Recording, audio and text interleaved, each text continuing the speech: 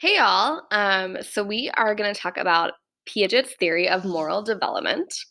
Now, if you already read this slide with your teacher, great, you're on the right track. But if you haven't already, you can pause the video and then we'll come back after you've read it. So I wanted to kind of break this down for you, okay?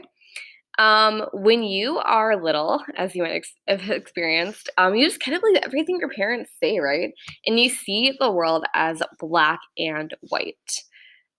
Things are good or bad, right?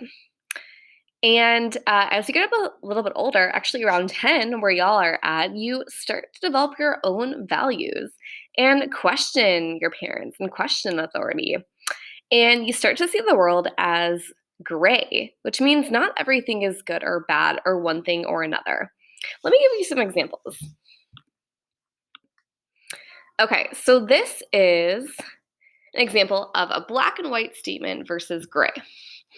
So a black and white statement would be saying everyone who's in prison is a criminal. Now, when I was really little, I thought that too, right?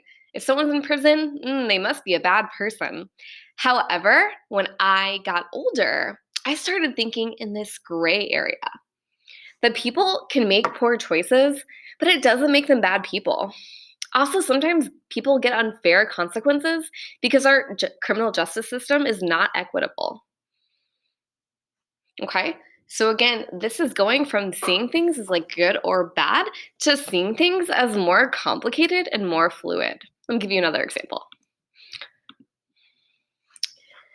So here's a black and white statement you might even make about yourself. I need to get straight A's to get to college. How many of y'all think that?